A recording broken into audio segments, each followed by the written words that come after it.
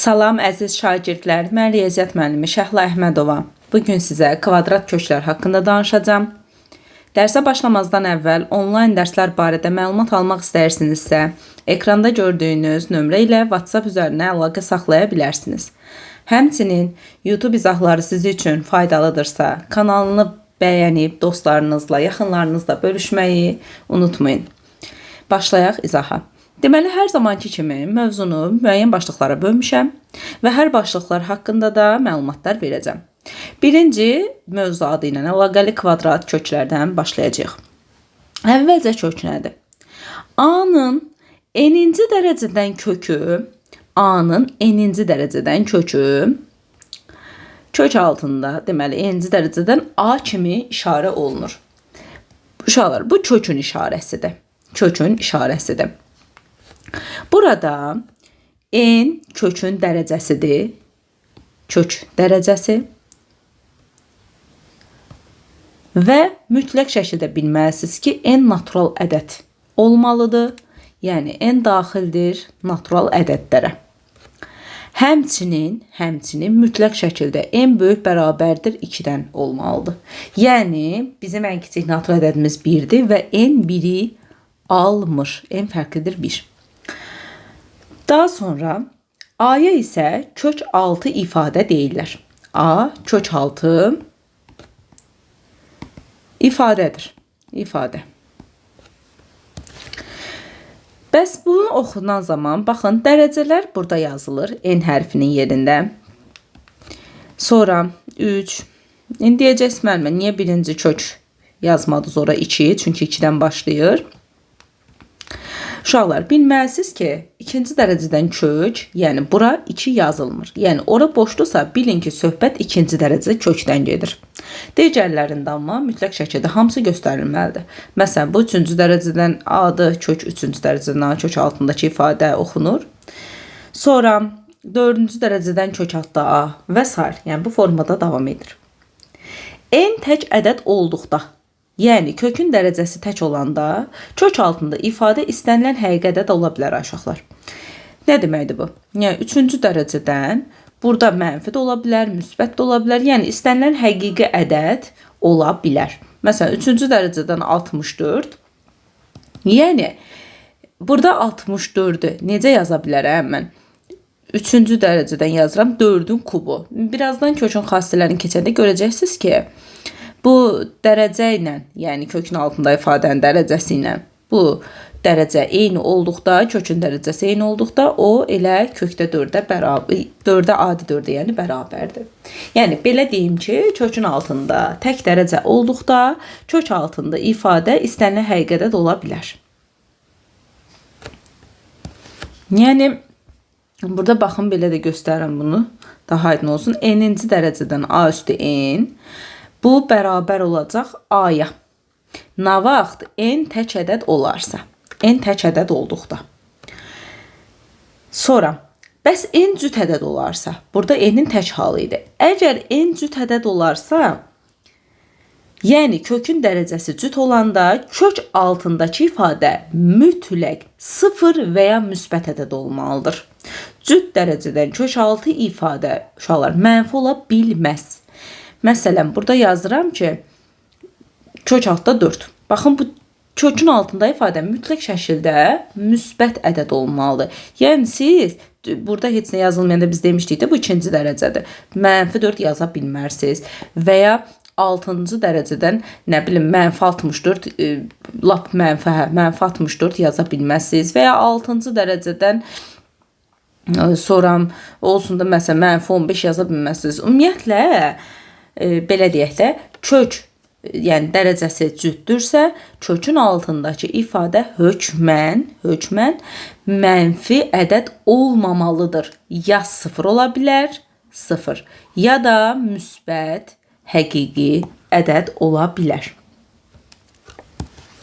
Əgər kök altında ifadənin dərəcəsi ilə kökün dərəcəsi eynidirsə, bayaq göstərmişdik ki, n, burada da A üstü n, eyni dərəcədirsə, bax, tək olanda demişdik, belə çıxır, yəni A-nın özü də.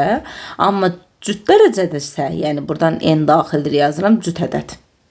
onda mütləq modulda çıxmalıdır. Modul ifadə deməli çıxmalıdır. En cüt dərəcə olduqda. Bir dənə buna aid bir misal göstərmək istəyirəm. Məsələn, deyir ki, misalda -2a plus 10 ifadəsi A-nın deyir hansı qiymətlərində mənalı olar. Yəni, mən bu A-nın yerinə nə qoysam, bunun mənası olar. Baxırıq ki, kök 6 ifadənin dərəcəsi də cüt dərəcədir uşaqlar. Baxın, ikinci dərəcədəndir. Kök 6 ifadə cüt dərəcədə mənalı olması üçün nə olurdu? -2a plus 10 böyük bərabər olmalıydı sıfırdan. Çünki kökün altındakı ifadə ya sıfır ala bilərdi, ya da sıfırdan böyük ədədlər, yəni müsbət həqiqi ədədlər ala bilərdi. Bu bərabərsizliyi həll etsəm, -2a böyük bərabərdir -10. Hər tərəfi də -2-yə bölsəm, -2-yə böldükdə bərabərsizlik işarəsi də dəyişəcək, a kiçikdir 5 olacaq. Yəni bu deməkdir ki, bu mənfi sonsuzluqdan 5-ə qədər, 5-in özü də qapalı parça ilə göstərirəm, yəni 5-i alır.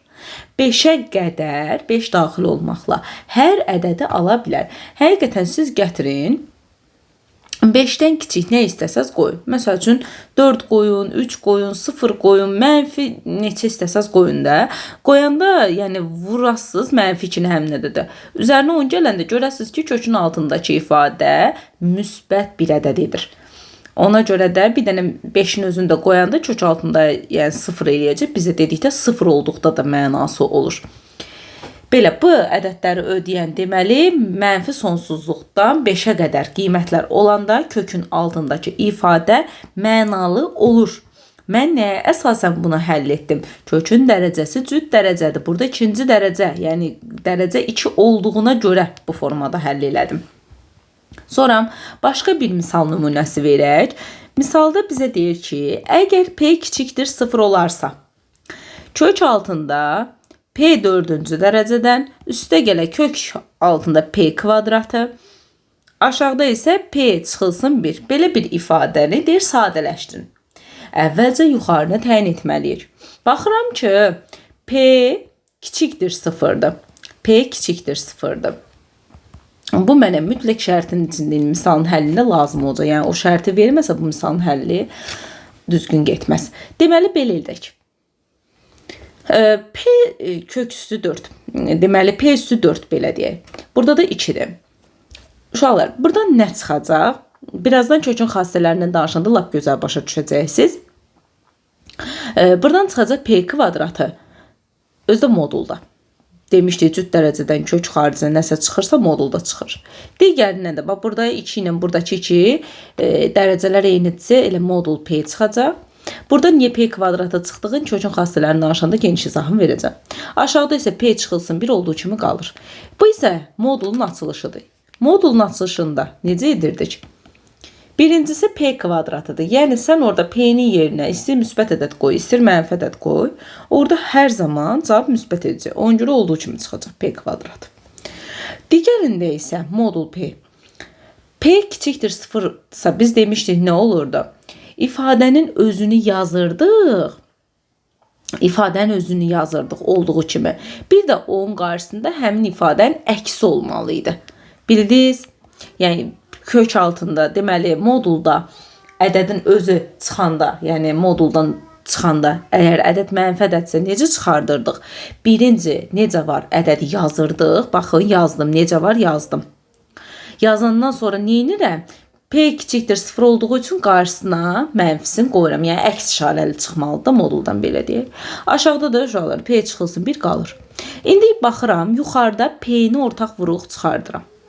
Olacaq P çıxılsın 1, aşağıda da P çıxılsın 1 və P çıxaq 1-lər ixtisar gedir, cavab edir P. Deməli, sadələşdirilmiş forması P olacaq. Mənfi olmayan ədədin n-ci dərəcədən mənfi olmayan kökünə deməli, bu ədədin n-ci dərəcədən hesabı kökü deyilir. Mənfi olmayan ədədin n-ci dərəcədən mənfi olmayan kökünə bu ədədin n-ci dərəcədən hesabı kökü deyilir. Kök altında 16 bərabərdir 4. Yəni 4 kök altında 16'nın hesabı köküdür. Bax 4, bu 4. Kök altında 16'nın hesabı köküdür. Mənfi ədədlərin uşaqlar hesabı kvadrat kökü ola bilməz. Yəni biz bayaq dedik də cüt dərəcədən ədədin hesabı kvadrat kökü ola bilməz, yoxdur. Çünki siz hansı iki mənfi ədədi bir-birinə vuranda mənfi 16 alarsa, elə bir şey var, yoxdur. Ona görə mənfi ədədlərin hesabı kvadrat kökü olmur. Kvadratı a-ya bərabər olan ədədə a-nın kvadrat kökü deyilir. Diqqətlə bu cümləyə baxın. Deyirəm ki, kök altında, yəni a, o ədədə deyilir ki, uşaqlar, həmin o, deməli, həmin o ədədin kvadratı a-ya bərabər olsun. Yəni x kvadratı bərabər də a. Dedik ki, qayda nədir? Kvadratı a-ya bərabər olan ədədə kvadratı, baxın kvadratı bir dənə x ədədidir. Onun kvadratı müəyyən bir a ədədinə bərabərdir. Biz də deyirik ki, qaydada kvadratı a-ya bərabər olan ədədə a-nın kvadrat kökü deyilir. Deməli, məsələn, kökdə 25. Bu 25 nədir uşaqlar? 5-in kvadratıdır da. Yəni kvadratı a-ya bərabər olan ədəd, yəni kvadratı 25-ə bərabər olan həmin o x ədədi nə imiş? 5 imiş. Deməli, bu da oldu kvadrat kök. Kvadratı 0-a bərabər olan yeganə ədəd 0-ın özüdür. Yəni yalnız kökdə 0, 0-ın kvadratı uşaqlar 0 eləyir. Yəni başqa belə bir ədəd yoxdur. Sonra deməli, kvadratı 0-a bərabər olan yeganə ədəd 0-dır. Daha sonra kubu a-ya bərabər olan ədədə a ədədinin kub kökü deyilir. Və 3-cü dərəcədən a, yəni bu kub kökü olur, işarə olunur. Məsəl üçün, kub kökdən 3-cü dərəcədən 8 nə çıxacaq uşaqlar? 2. Yəni 2-nin kub kökü kubu kök altında olan ədədə bərabərdir. Belə.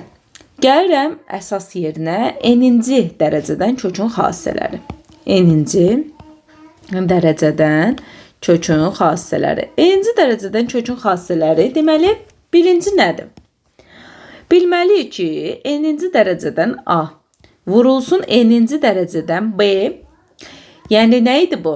Kökün dərəcələri eynidir, amma kök altı ifadələr isə fərqlidir. Dərəcələr eyni olanda uşaqlar, biz bunu bir kökdə yaza bilərik. Yəni, n-ci dərəcədən a vurulsun b kimi yaza bilərik. Məsəl üçün, nə deməkdir bu? 3 deməli olsun kök altında 3 vurulsun kök altında 12.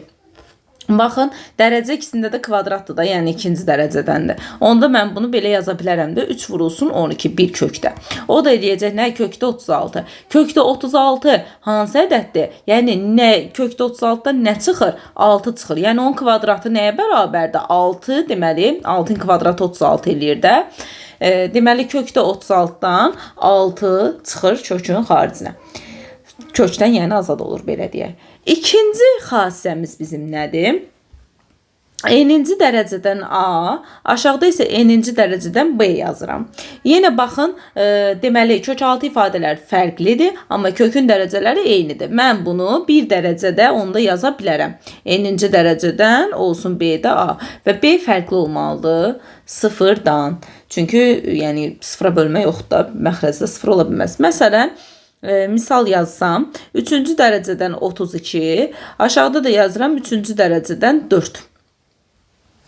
Bir dənə baxaq, dərəcələr deməli eynidir. Onda mən onu bir kökdə 3-cü dərəcədən yazsam, surətdə 32, məxrəcdə 4. Uşaqlar, 32-ni 4-ə böləndə nə edir? 8 olacaq. Nəyin kubu? Deməli, 3-cü dərəcədən 8-dən nə çıxır? Olur 2. Bunu açıq formada göstərsəm, bunu belə yazaram da, 3-cü dərəcədən 8 nədir? 2-nin kubu deməkdir də. 2-nin kubu, baxın, dərəcələr, kökün dərəcəsinə, kök altında ifadənin dərəcəsi eynidir deyə, kökdən nə çıxır? Sadəcə 2 çıxır. Başqa bir nümunə göstərsək, olsun 3-cü, yəni kökün xassələrindən 3-cüsü haqqında danışıram. Bilməliyik ki, A üssü n-də 1 bərabərdir kök altında n-a. Bu nə deməkdir? Baxın, kökün üstündə belə kəsir formada göstərilmə varsa, kökün üstündə kəsir formada göstərilmə, məxrəc kökün dərəcəsi olacaq. Baxın, məxrəc kökün dərəcəsi olacaq. Surət isə kök altında olan ifadənin dərəcəsi olacaq. İndi buna aid bir dənəsini göstərmək istəyirəm. Baxın, məsələn, yazıram ki, 5 üssü 7-də 4. Dedi ki, məxrəc kökün dərəcəsi olacaq. Surəti isə kök altında 5-dir də, 5-in dərəcəsi də surəti göstərəcək. Bildiniz? İndi buna aid başqa deməli bir nümunə də göstərsəm, məsəl üçün 25 üssü 2-də 1 yazdım. 25 üssü 2-də 1. Biz nə demişdik? Məxrəc kökün dərəcəsidir. 2-dir deyə artıq bura yazmıram həmin o ikini. 25 kökün altına yazılır. Surət isə kök altında olan ifadənin dərəcəsidir 1. Onu da yazmaya ehtiyac yoxdur. Bu da bərabərdir. 25 nədir uşaqlar? 5-in kvadratı. Kvadrata gəlir də. O da onda bərabər olacaq. Dərəcə ilə kök altında ifadənin dərəcəsi eynidir deyə nə olur? Olacaq. Modul 5 çıxacaq. Hətta oradan da 5 eləyəcəkdir. Yəni ədəd müsbət eləyir. Sonra gəlirəm. Bu neçənci xassədir? 3. 4-cü xassədən danışaq. 4-cü xassə belə göstərək ki, A üstü NM elə həmin xassənin oxşarıdır. Yəni buna aid deməli nədir? Demişdik ki, M buranı göstərir. A üstü M buranı göstərir. Bunu yazmamın davamına baxın uşaqlar. Burada N qalır. Bu kökün altındakı ifadənin dərəcəsi var ha. Mötərizə qoya bilərəm və onu çölə çıxarda bilərəm. Yaxşımı? Nümunə. Məsəl üçün 64 üstündə 3-də 2 yazmışam. Mənim 3 nəyə göstərir kökün dərəcəsini, 2 nəyə göstərir 64-ün dərəcəsini. Bu da bərabərdir. Mən bunu belə yaza bilərəm. 3-cü dərəcədən 64, bu 2-ni çölə çıxarda bilərəm, amma mötərizənin xaricinə, yəni bütöv kökdən çöldə olsun. O da bərabər olar. Bu 3-cü dərəcədən 64 hansı ədədin kubu 64-ü verər? 4-ün kubu verər də. 4-ün kubu 64-ü verər. Çölündə də 2'si var. Bu 3 ilə, baxın, bu kök altı ifadə gedəcək. Nə qalacaq? 4, üstündə də onun kvadratı var. Baxın, bu kvadratda onun üstünə yazılır. O da edir 16. Sonra növbəti xassə 5-ci xassəmiz olsun. Belə bir deməli xassədir. Fərqlidir burada. Bu A. Baxın uşaqlar. 2 dənə deməli kök göstərmişəm. Birinin dərəcəsi başqa ədəddir, birinin dərəcəsi başqa ədəddir. Və bizim bunu bir dərəcədə yazmaq istəsəm belə yaza bilərəm. O N, o M-ə vurulur və kökün altında ifadədə qalır. N-lə M vurulub dərəcə olaraq kökün dərəcəsində göstərilir. Deməli, buna aid bir nümunə göstərsək nə olar? Məsəl üçün, belə kök, təzədən bir dənə də kök altında 16. Bax, buranın da dərəcəsi 2-dir, buranın da dərəcəsi 2-dir. Yəni, mən onu 2-ni 2-yə vuraram, 4 edər 16. Yəni, fərqi yoxdur da, N-lə M eyni ədəddə ola bilər, fərqli ədəddə ola bilər. Önəmli olan odur ki, onu bir dərəcədə göstərə biləsiniz. O da olacaq 4, 16 nədir? 2 üstü 4 deməkdir. Həmin o 4'lər gedəcək, qalacaq 2. Başqa bir nümunə göstərir. Məsələn, 3-cü dərəcədən, burada da olsun 5-ci dərəcədən 4. Belə göstərdim. Mən bunu bir kökdə yaza bilməyim üçün nə etməliyəm? 3'ü 5'ə vururam. Dərəcələr bir-birinə vururam. Kök altı ifadə qalır öz yerində. O da edəcək 15, kök altında da 4 qalacaq yerində. Yəni 15-ci dərəcədən də 15-ci dərəcədən kök altda deməli 4. Sonra burada yəni elə bilməyin 2 dənə yalnız kök ola bilər. Baxın belə göstərirəm sizə. Belə ola bilər də, məsələn, M olsun, N olsun, K olsun, bir dənə A. Onun hamısını elə eyni qaydada M vurulsun, N vurulsun, K kimi yaza bilərsiniz. Məsəl üçün, bir dənə də nümunə 2-ci dərəcə olsun, 3-cü dərəcə olsun, hətta bir dənə də 6-cı dərəcə olsun, A. Bunu nə yaza bilərəm mən? 2 vurulsun, baxın burada 2-dir də bunun dərəcəsi. 3 vuraq 6, kök altında A.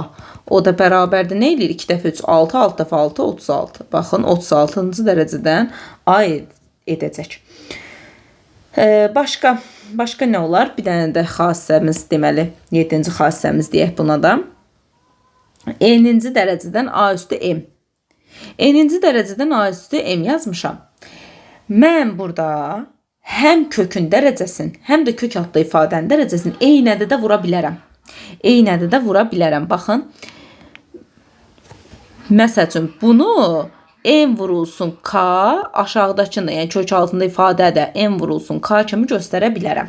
Nümunə bir dənə buna yazdım. Məsələn 3 kök altında 5. 3-cü dərəcədən kök altında 5. Mən istəyirəm ki, o 6-cı dərəcəyə gətirim. Necə gətirə bilərəm? 3-ü də 2-yə vuraram. 5 üstündə 1 var da, o 1-i də 2-yə vuraram. Edəcək nə? 6-cı dərəcədən kök altında deməli 5-in kvadratı, o da edəcək məsəl üçün 6-cı dərəcədən 25 də yaza bilərsiniz, kök altında 25. Bir dənə də buna aid nümunə göstərim. Tam 4-cü dərəcədən burada yazaram 2 üstü 7. Mən istəyirəm ki, bunu 12-ci dərəcəyə gətirim. Necə gətirə bilərəm 12-ci dərəcəyə? 4-ü də 3-ə vuraram. Mütləq şəkildə kök altında ifadənin dərəcəsini də 3-ə vurmalısınız. Olacaq 12-ci dərəcədən kök altında 2 üstü 7-yi 3-ə vuranda 21. Yəni baxın, ortaq belə deyim də kökə gətirə bilərik. İndi bu misalların tətbiqində, biraz böyük misalların tətbiqində çox vacibdir. 8-ci xassəmizdə nədir? Bir dənə onu da göstərək. Bax, n-ci dərəcədən kök altında a. Biz dedik ki, bu n-i, baxın bu n-i, bu normalda belə çıxırdı. Cüt dərəcə isə modula çıxırdı. Tək dərəcə idisə a-nın özü çıxırdı, düzdür? Biz də nə dedik ki, bunun üstündəki bu dərəcəni var ha. Biz onu kökün xaricində göstərə bilərik də. N üstü a n-ci dərəcədən. Bax, söhbət buradakı dərəcədən. Bax, bunu çıxartdım mən mötərizənin xaricinə. O da a-ya bərabər olacaq. Mötərizənin deməli çölündə, yəni kökdən kənardadsa a-nın özü çıxacaq hər zaman. Yaxşı, bunlara aid indi bu dediklərimizə aid nümunələri göstərək. Başlayaq misal 1-dən. Deməli, belə bir misal verib. 16 üstü 4-də 1, 27 üstü 3-də 1, üstdə 1. Aşağıda isə 4 üstü 4-də 1. Deyir, bunu hesablayın. Əvvəlcə gəlin bunları kökə gətirək. Biz nə demişdik? Demişdik ki, məxrəc kökün dərəcəsidir. Surət isə kök altındakı ifadənin dərəcəsidir. Onda mənim birinci kökümün dərəcəsi nə olacaq? 4-cü dərəcədən 16 üstündə 1. Tam aydın olsun deyə belə tam yazıram. İkinci də 3-cü dərəcədən 27 üstündə 1.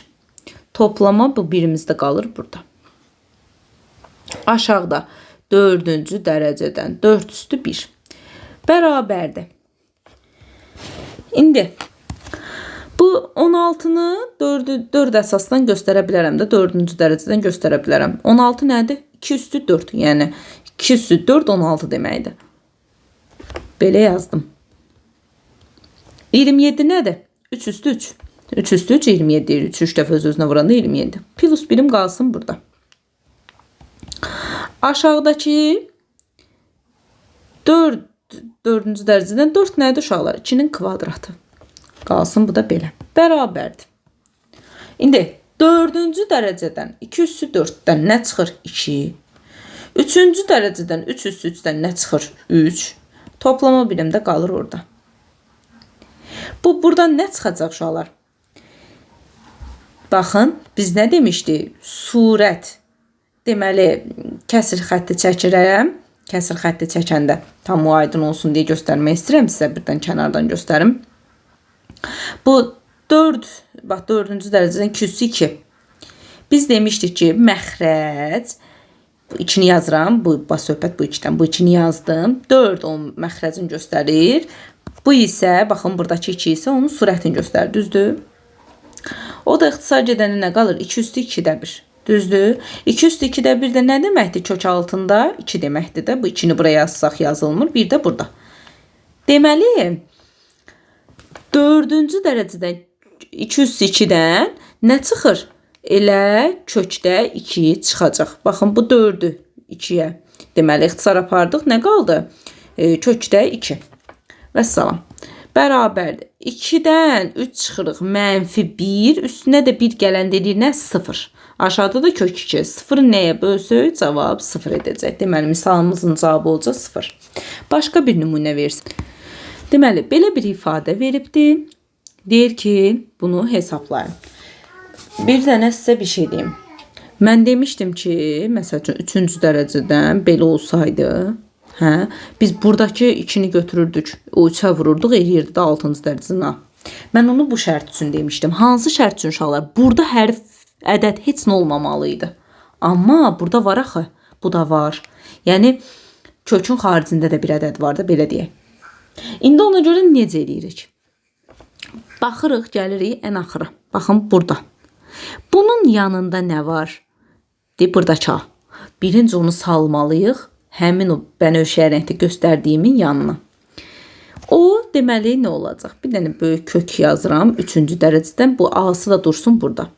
Bu da yazıram. Bu A deməli 2-ci dərəcədən çıxanda çölə A çıxıbsa, deməli o kökün altında daxil olan nə olacaq? A-nın kvadratı olacaq da. Baxın bu A. Kökün altına daxil olanda A kvadratı kimi daxil olmalıdır. Çünki kökün xaricində A çıxıbdısa, deməli 2-ci dərəcədən kökün altında A kvadratıymış. Vururuq buradakı təkcə olan A-ya. Baxın, artıq yaxınlaşırıq bayaq sizə öyrətdiyim qaydaya. Bərabərdir. 3-cü dərəcədən A kvadratın, deməli A kvadratını A-ya vuranda nə eləyir? A-nın kubu. İndi işimizi pozan nə var? Baxın buradakı A. O da salmalıyıq onun yanına. Bərabərdir. Onun kökün altına daxil edəndə nə olacaq? Bu əvvəlcə bu 2 dənəni bir-birinə vuraq. Görək orada nə alır? Deməli A bu 2-ni 2-yə vuranda nə olur? 4-cü dərəcədən A-nın kubu eləyir. Vəssalam. İndi buradakı A-nı 4-cü dərəcədən salmalıyam kökün altına. Olacaq 3 əsasından. Aha. A 4-cü dərəcə ilə girəndə nə olur kökün altına? A üstü 4. Burada da A kubumuz qalır. Yaxşı. Bu da belə. Bərabərdir. Burada 4-cü dərəcədə var. Hə. 3 əsasından bu belə böyük kök. Sonra 4-cü dərəcədən A üstü 4-ü A kubuna vuranda edir A üstü 7. Bu da belə. Və son burada da demişdik də bu 3-ü 4-ə vurma haqqımız var bizim. Olur 12-ci dərəcədən A üstü 7. Misalın cavabı deməli 12-ci dərəcədən A üstü 7 və ya kəsir formada da göstərsək məxrəcdə 12 olurdu, surətdə isə 7 olurdu. Yəni bu formada görə bilərsiniz. Başqa bir misal nümunəsi olsun. Deməli belə bir hasil veribdir. Başlayaq bunu sadələşdirməyə. Neynirəm? Kökün altında bu 3-cü dərəcədəndir. Bu 4-cü dərəcədəndir. Onların ikisində 12-ci dərəcəyə gətirirəm.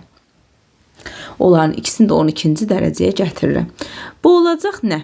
3 vuraq 4, birinci. Onda A kvadratın nəyə vurmalıyam? Çöldəki kökün dərəcəsini nəyə vurdumsa, içərdəkini də ona vurmalıyam. Vuraq. Digərində 4 var, 3'ə vurmalıyam ki 12'ye gəlsin. Onda B üstü 5'i də 3'ə vurmalıyam. Kökün xaricində də 12'miz var bir dənə. Bərabərdir. Bu olacaq nə? 12-ci dərəcədən A üstü 8. Vuraq.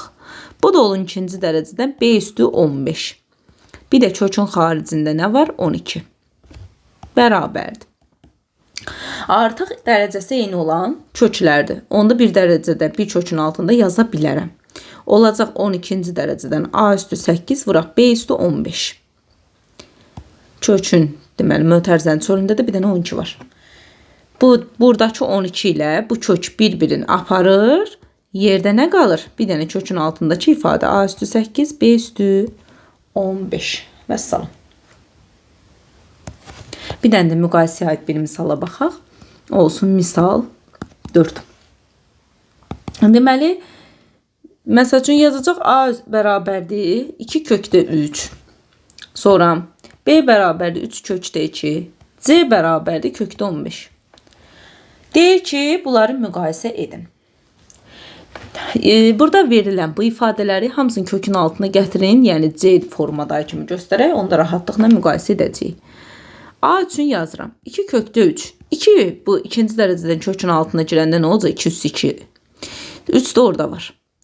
O da bərabərdir. 2 üstü 2 4 deməkdir. 4 3'ə vuranda edir kökdə 12. B üçün indi işləyirəm. 3 kökdə 2 nə eləyir? Kökün altına daxil olanda olacaq 3'ün kvadratı. Bir dənə də orada 2'si var. 3'ün kvadratı edir 9. 2'yi də vururuq. O da eləyəcək kökdə 18.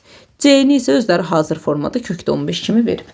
Baxın, kökdə 12, kökdə 18, kökdə 15. Adi natural ədədləri necə müqayisə edirik? O formada da edəcəyik. Dərəcələr eynidirsə müqayisə gedir. Yəni, burada dərəcələr eyniləşdirdik. Zaten şərtdə dərəcələri ikinci dərəcədən vermişdi.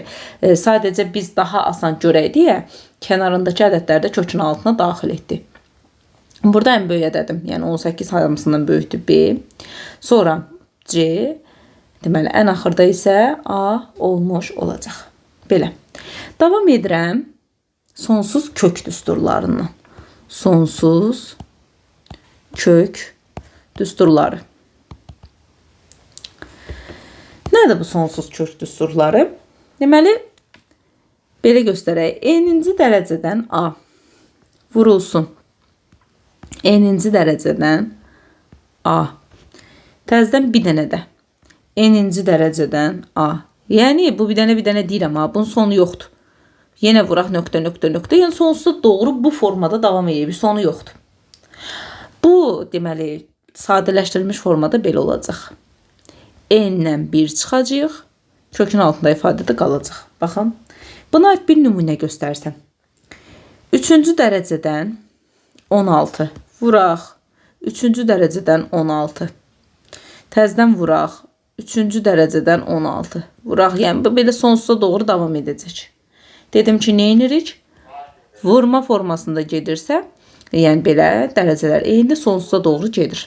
Onda 3-dən 1 çıxırsınız dərəcədən. Yəni n burada dərəcədə, dərəcədən 1 çıxırsınız, kökün altında ifadədə qalacaq. O da bərabərdir. 3-dən 1 çıxanda edir 2. Yəni artıq o 2-ni yazmaya ehtiyac yoxdur. Kökdən 16-dan da uşaqlar nə çıxır? Kökdən 16 4-ün kvadratıdır da, yəni 4 çıxacaq. Misalın cavabı olacaq 4.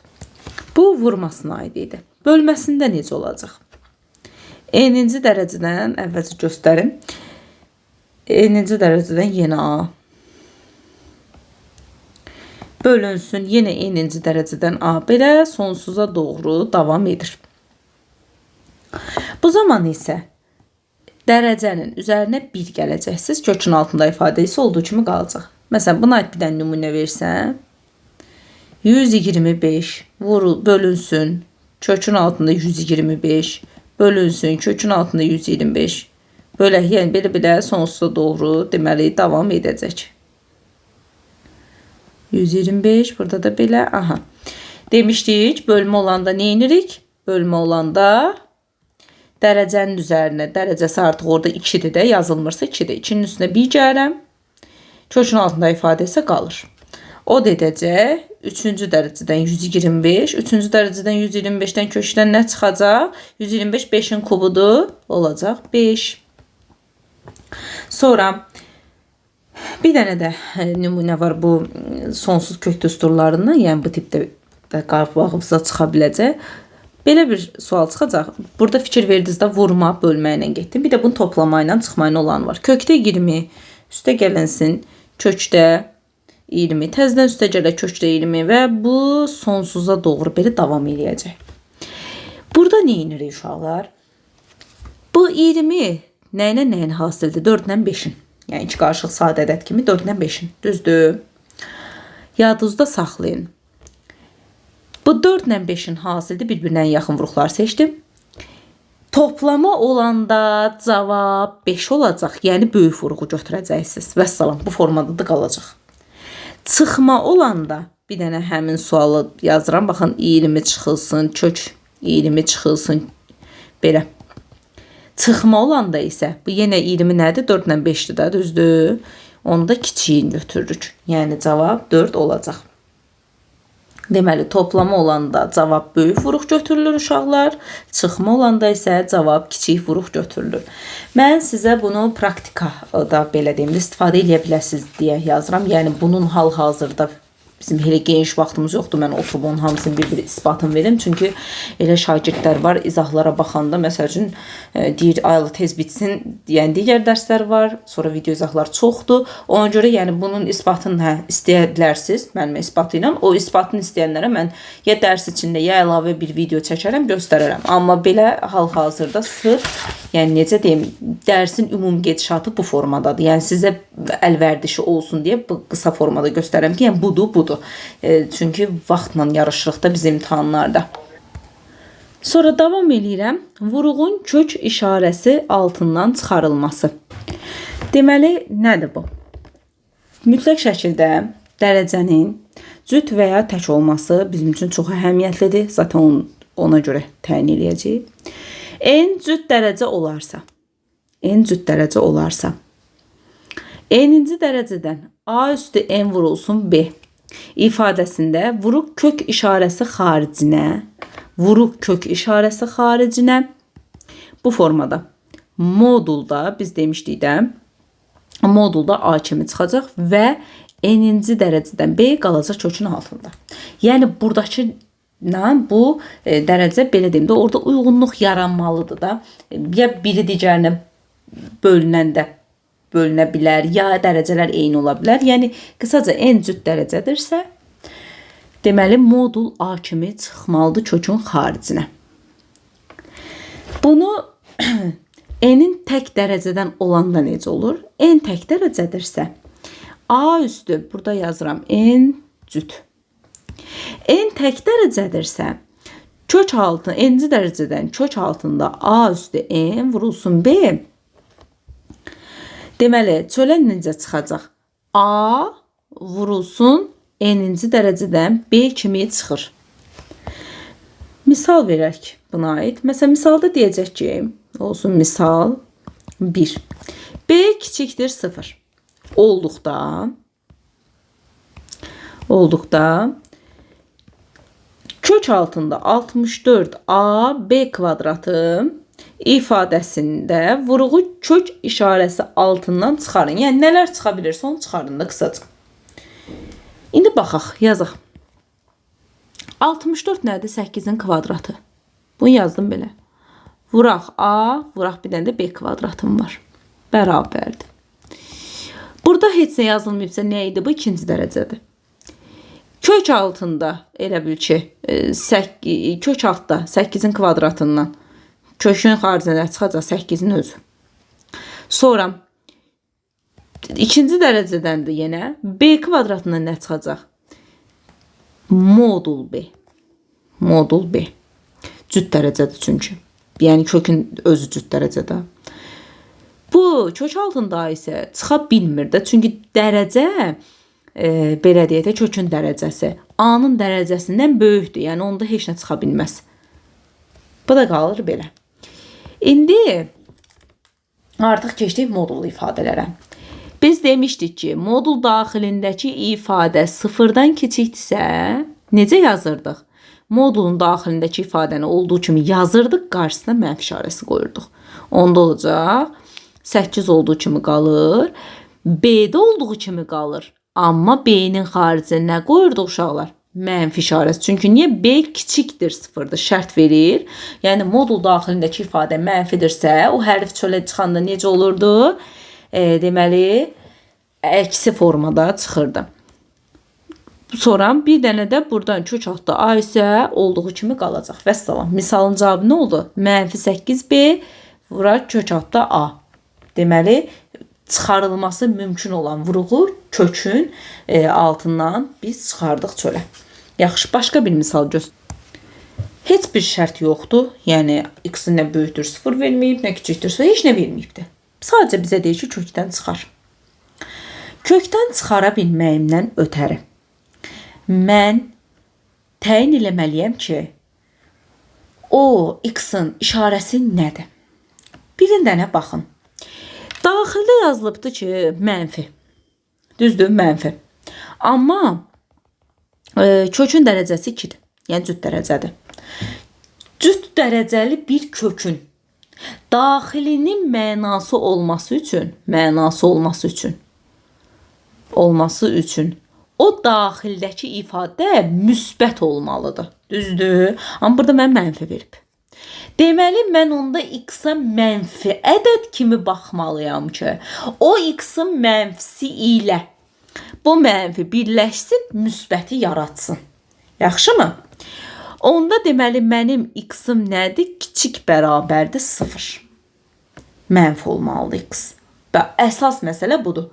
X-i biz özümüzdən təyin etdik. Yaxşı. İndi bunu həmin ifadəyə yazıram və vurğu kök altından çıxardacağam. Mən bunu nə yaza bilərəm? Yaza bilərəm ki, mənfi qalsın öz yerində.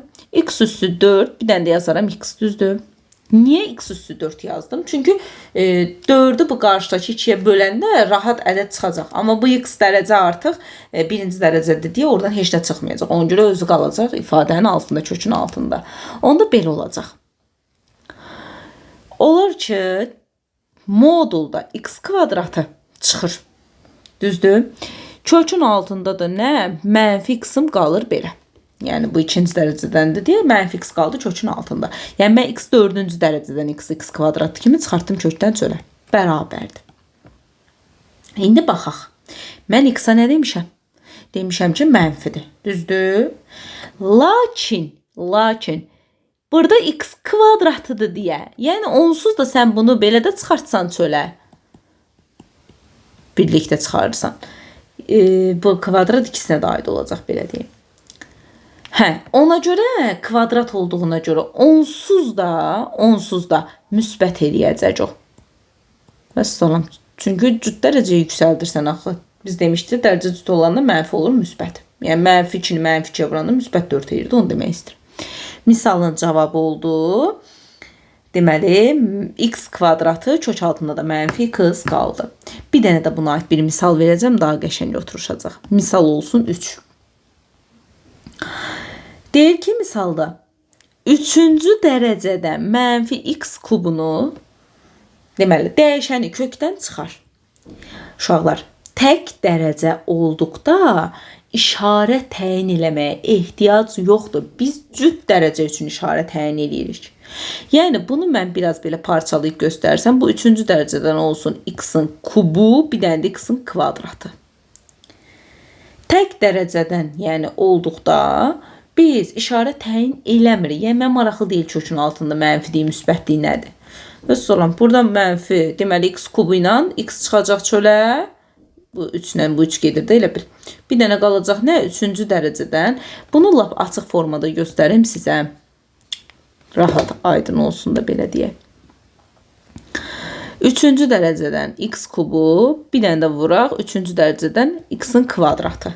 O da bərabərdir mənfi x vurulsun 3-cü dərəcədən x-in kvadratı. Yəni bu 3'lər bir-birini aparacaq, qalacaq mənfi x, o birisində isə apara bilmirdi. Bu, yəni kökün dərəcəsi kök altı ifadənin dərəcəsinə böyük olursa, o formada da qalır. Belə, bu da deməli vurğun kök işarəsi altından çıxarılması idi. İndi bir də var, vurğun kök işarəsi altına da salınması çox mühümdür bu da. Yenə burada n'in cüt və tək olması bizim üçün çox mühümdür. N cüt olarsa, A vurulsun deməli n dərəcədən kökdə B, n cüt olarsa uşaqlar, n cüt olarsa, o A kökün altına belə daxil olacaq. A üstü n B. N cüt dərəcədən olarsa həmçinin o A var ha. A böyük bərabərdə 0 olarsa bu formada daxil olacaq. Yaxşı, bu belə. N cüt olarsa, A deməli, yenə n cüt olarsa, A vurulsun n'ci dərəcədən B.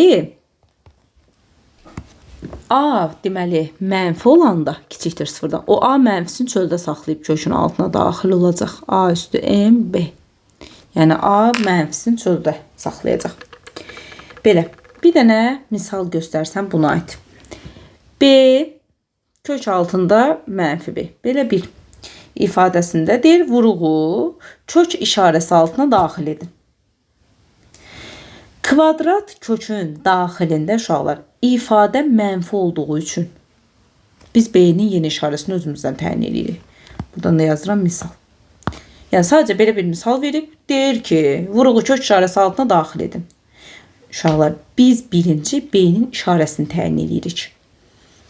Cüt dərəcədən kökün altında mənfi B-dir. Ola bilər belə bir şey? Yox. Deməli, onda bu B mənfi ədəd olmalıdır ki, o kök altındakı B ilə müsbətlik yarada bilsin. Yəni, belə deyək də, bu B mənfi ədəd olmalıdır. Yəni bunun qarşısında bir var, mənfi 1. O B mənfi ədəd olmalıdır ki, o bir-birinə vurulanda müsbətlik yarada bilsin. Onda belə olacaq ki, B kiçikdir 0. Biz B'nin deməli işarəsini təyin etdik ki, B mənfidir. Bizdə nə demişdik? Ədəd mənfidirsə, mənfisini saxlayır çöldə, daxil olur kökün altına. B kvadratı vurulsun, misaldakı o mənfi B'dir. Yəni bu öz yerində qalır. Baxın, B kvadrat niyə oldu? İkinci dərəcədən kökün altına daxil olundu. B üstü 2 kimi daxil oldu. O da bərabərdir. Mənfi kök altına B kvadratında mənfi B'yə vuranda olur. B kubu qarşısında da mənfi. Və salam. Vuruğu kök işarəsinin altına deməli daxil etdik. Başqa bir misal verim. Biraz da oturuşsun. Misal olsun məsələn bu 1, bu da olsun 2. Mənfi x vurulsun kök altında 4-cü dərəcədə mənfi x. Deyir dəyişəni kök altına daxil edək. Cüt dərəcə olduğuna görə və burada daxildə mənfi x olduğuna görə onda deməli x-imiz kiçikdir 0-dır. Düzdür? X-imiz kiçikdir 0-dır. Biz nə demişik? X kiçikdirsə 0-dan x mənfisin qoyur çölə. Söhbət mənfidən getmir ha. X-in özünün mənfisindən gedir. O mənfi onsuz da yerində qalır. Yəni buradakı mənfi yerində qalır. Bir də x-in özünün mənfisi var. Həmin mənfi də qoyulur çölə. Sonra x daxil olur kökün altına x üstü 4 kimi vurulsun misalın özü mənfi x-na. Buradan da 4-cü dərəcə. Bu iki dənə mənfi bir-birini edir müsbət. 4-cü dərəcədə mənfi x üstü 4-də x-a vuran nə edir? X üstü 5. Все. Bitti. Bu formada da qalacaq. Deməli cavab nə oldu? 4-cü dərəcədə mənfi x üstü 5. Vuruğu kökün altına daxil etdi. Bir dənə də başqa bir misal göstərim. Olsun misal 3. Deyir ki, A kiçikdir 0. B böyükdür 0 olarsa mənfi 4 A üstü 5 B kök altında da 3B. Deyir bu ifadədə vuruğu kök işarəsi altına daxil edin. Şərtlərimə baxıram. A-nı kiçik 0 verib, B-ni böyük 0 verib və kökün dərəcəsi ikinci dərəcədəndir. A mənfi ədədsə, onda A mənfisini qoyacaq çöldə, sonra girəcək kökün altına. Bunu biraz belə parçalanmış kimi göstərin. 4 mənfi 4. Deməli, bu mənfi misalın öz mənfisidir. Bu mənfi isə A-nın mənfisidir. Yəni A mənfisini çöldə qoyub girəcək kökün altına. Yazıram. 3B misalın özünün 3B'sidir. Bu 4 kökün altına girəndə olur nə 4-ün kvadratı? A üstü 5 çıxıbsa kökdən, deməli o A üstü 10 olubdur. Yəni bu 5-i 2-yə vurdum saldım da kökün altına. B-ni də baxın bu 2-yə vururam, girəcək kökün altına B kvadratı kimi. Misalın özündə də 3B-miz var idi. Bərabərdir. Bu mənfini mənfiyə vuranda olur müsbət. Yəni kökün artıq çölündəki işarə müsbətdir. Kök altında isə 4-ün kvadratı edir 16. Vuraq A üstü 10. B kvadratında B-yə vuranda edir B-nin kubu. Və sal. Bu da oldu belə. Burada 4-ün kvadratı 16 yazdım. Bəs bunu 3-ə də, burada 3-də var axı. 16 ilə 3-ə vuranda 48. 48 A üstü 10 B kubu. Belə eləyəcək. Bir də gəlirəm, deməli, 2 qat radikallardan danışmağa. Mürəkkəb kök düsturu, 2 qat radikallar. Nədir bu? A plus minus kök altında B. Belə bir şəkildə verilən ifadəyə 2 qat radikal. Yəni kök. Radikal kökdə deyilir 2 qat kök. Deyilir. Mütləq A, B daxildir, natural ədəd olmalıdır. A, B daxildir, natural ədəd olmalıdır. Əgər buradakı A M plus N kimi göstərilə bilərsə, B isə M vurulsun N kimi göstərilmək mümkündürsə, onda kök altında A plus minus kökdə B ifadəsi uşaqlar bərabər olacaq. M plus N-ə plus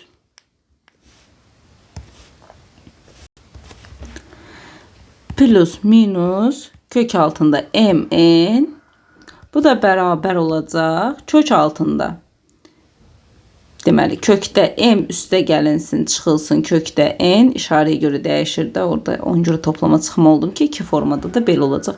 O da bərabərdir. Kökdə m üstə gəlinsin və ya çıxılsın, kökdə n kimi göstərilir.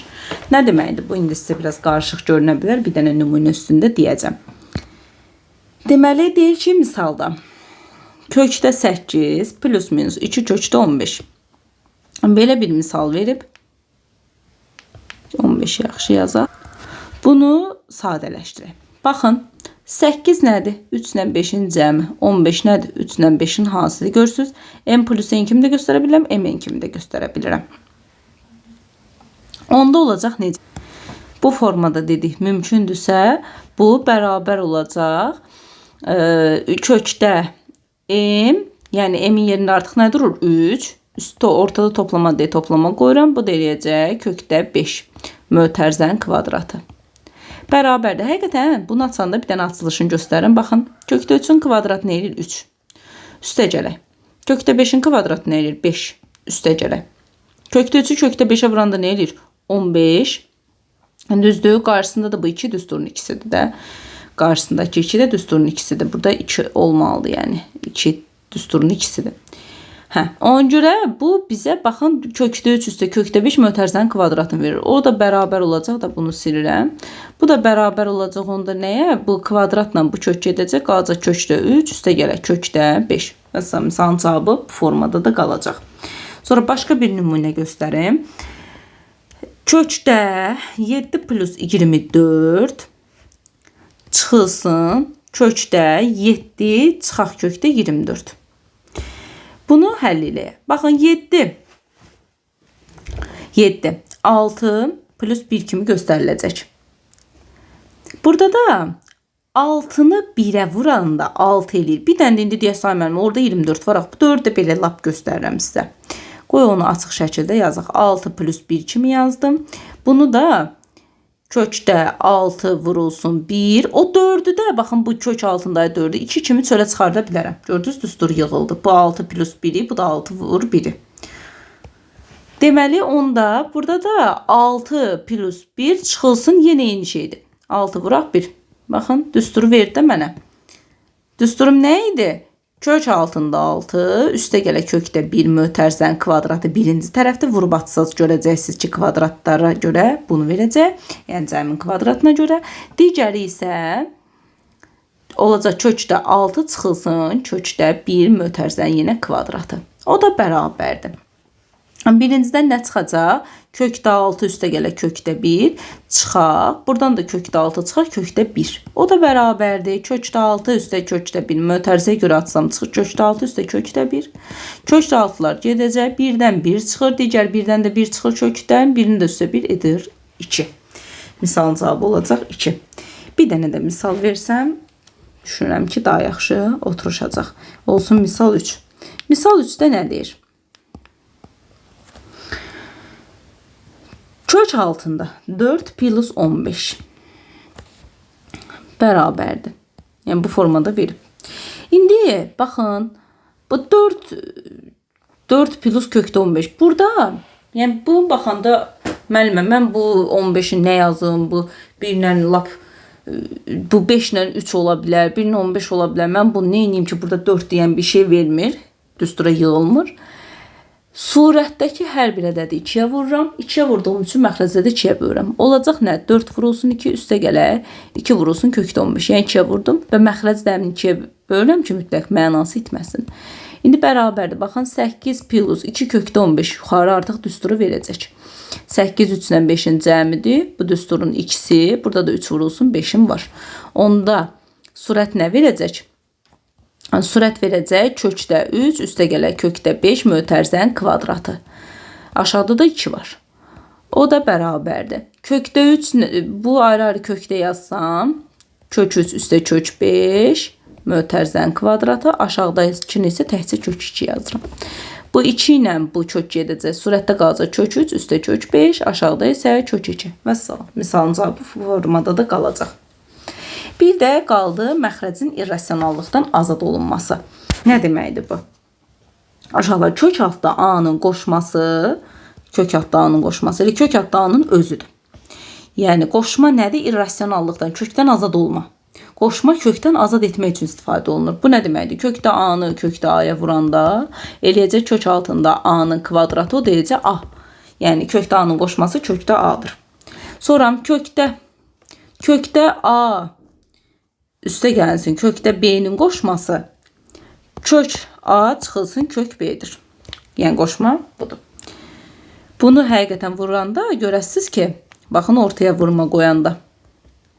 Kvadratlar fərqinə görə o nə deməkdir? Kökdə A-nın kvadratı çıxılsın kökdə B-nin kvadratı. O da eləyəcək A çıxaq B. Gördünüz?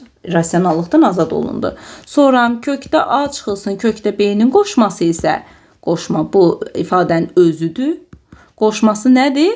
Deməli kökdə A üstə gəlsin kökdə B. Bu da qoşmasıdır. Həqiqətən vurub açanda görəcəksiniz ki, irrasionallıqdan azad olundu. Sonra ola bilər bir də nə? Kökdə n-ci dərəcədən A üstü m qoşması, uşaqlar qoşması. Bu özüdür. Qoşması olacaq n-ci dərəcədən A üstündə n çıxılsın m. Baxın qoşma bu olacaq. Nə deməkdir bu? Misal üstündə göstərirəm. 5-ci dərəcədən x-in kvadratıdır. Mən bunu irrasionallıqdan azad eləməkdən ötürü nə etməliyəm? 5-ci dərəcədən x kubuna vurmalıyam. Çünki bu 2 ilə bu 3 toplanıcı olacaq. Baxın vurmanı göstərim. 5-ci dərəcədən x-in kvadratı vurulsun x-in kubu 1 dərəcədə yazdım. O deyəcək 5-ci dərəcədən x üstü 5. O deyəcək x. Baxın irrasionallıqdan azad olundu. Deməli bu özüdür. 5-ci dərəcədən x kvadratı özüdür. 5-ci dərəcədən x kubu isə onun qoşmasıdır. Qoşmanı necə tapdım? 5-dən, n5-dir də dərəcədən. Çıxdım ifadənin, kök altında ifadənin dərəcəsini. Bax, yazdım onu da bura. 3. Gördünüz? Onun qoşması da elə tapılır. Sonra bir də 3-cü dərəcədən m, üstə gələ 3-cü dərəcədən n. Uşaqlar, bu özüdür, özü. Qoşması isə, bu kublar cəminin düsturunda bu cəm olan tərəfdir. Qoşması da onda olurdu nə? 3-cü dərəcədən m kvadratı bir-birinə vururduq. Toplam olanda burada çıxma olurdu. 3-cü dərəcədən mn, bir də üstə gələ 3-cü dərəcədən n-in kvadratı. Vəssalam. Bu da onun qoşması olurdu. Bir dənə məxrəcin irrasionallıqdan azad edilməsinə aid bir nümunə göstərim. 2 kökdə 5, aşağıda isə kökdə 5 çıxılsın kökdə 3. Kəsirin deyil məxrəcini rasionallıqdan azad edin. Məxrəcin qoşması nədir uşaqlar? Bənövşə ilə göstərirəm. Həmin ifadənin deməli toplamalı şəklini yazdım və məxrəci nəyə vurursunuzsa hökmən surətli də kəsirin xassəsi də bu surətdə ona vurmalıyıq. Bərabərdir. Məxrəc nədir? Kökdə 5-i kökdə 5-ə vuran. Deməli 5-in kökdə 5-in kvadratı kvadratlar fərqinin açılışıdır. Çıxılsın kökdə 3-ün kvadratı. Surətdə isə vurub bir-bir açıram. 2 kökdə 5-i kökdə 5-ə vuranda 2 kökdə 5 vuraq kökdə 5. Orada isə 2 kökdə 5 vuraq kökdə 3. O da bərabərdir. 2 kökdə 5-i deməli bu 2 kökdə 5-i kökdə 5-ə vuranda bunu lap açıq formada göstərim. Bu 2-ni kök altına daxil edəndə olur 4. 4-ü 5-ə vuranda 20. 20-yi də bu kökdə 5-ə vuranda, yəni eyni əsasa gətirəndə olur kökdə 100. Üstə gələ, yenə bu 2-ni daxil edəndə olur 4. 4-ü 5-ə vuranda olur nə? 4 dəfə 5 20. 20-yi də 3-ə vuranda bu eyni kökdən yazılanda 60. Kökdə 60. Bu belə qalsın. Aşağıda 5 çıxılsın 3 verir. Vəssalam, surət olur kökdə 100 üstə gəlsin kökdə 60. Aşağıda isə 5-dən çıxanda 2. Bunu yuxarıdan bunu kökdə deməli 4 vurulsun. Bu kökdə 100-dən nə çıxır? 10. Kökdə 60-ı da 60-ı nə kimi yazmaq olar? 4 vuraq 15 kimi yazmaq olardı. 4-dən də 2 çıxdığına görə olacaq 2 kökdə 15, məxrəcdə isə 2. Surətdə 2-ni vuruq çıxarsan 5 plus kökdə 15, məxrəcdə isə 2. 2-lər ixtisar edəcək, cavab edəcək 5 plus kökdə 15. Vəssalam, misalın cavabı bu formada olacaq. Bir dənə də son bir misal nümunəsi göstərim. Misal. Kökdə 5 üstə gələ kökdə 20, məxrəcdə də kökdə 20. Plus kökdə 5 çıxılsın kökdə 20, məxrəcdə də kökdə 5. Yəni ortada toplama işarəsidir. Mən bunu hər birinin ayrı-ayrı kəsirlərdə göstərəcəm ki, sizə daha qəşəng olsun. Baxın, Kökdə 5, məxrəcində kökdə 20 belə yazıram. Üstə gələ kökdə 20 bölünsün kökdə 20. Üstə gələ kökdə 5, bu kəsrə keçirəm, böl kökdə 5, çıxılsın kökdə 20 bölünsün kökdə 5. Hər birini ayrı-ayrı kəsrdə yazdım. Bu kökdə 5 ilə bunu bir kəsrdə yazsam, olacaq 20-də 5. Bu kökdə 20 ilə gedir ixtisar 1 qalır. Bunlar da gedir ixtisar plus 1 qalır. Bu da 20 bölünsün 5 kimi yaza bilərəm. Birinci eləyəcək 4də 1. Üstə gələ 1-in üstə 1, 2 çıxaq. 20-yi də 5-ə böləndə kökdə 4. Bu 4də 1 nədir? 2də 1-in kvadratıdır da. Onda birincidən 2də 1 çıxır. Üstə 2. Kökdə 4-dən də 2 çıxır. Bu ikilər də gedir. Misalın cavabı olur 2də 1. Belə əziz şagirdlər, kvadrat köklərdən ümumi olaraq danışdım. Düzdür, mövzuya aid çoxlu sayda misal var. Vaxt edə bilsəm, həmin misallardan siz üçün ayrıca da bir izah videosu çəkməyə çalışacağım. Hələ ki, qayda hissəsini çəkdim. Bugünlük bu qədər. Növbəti izahlarda görüşərik. Hələlik.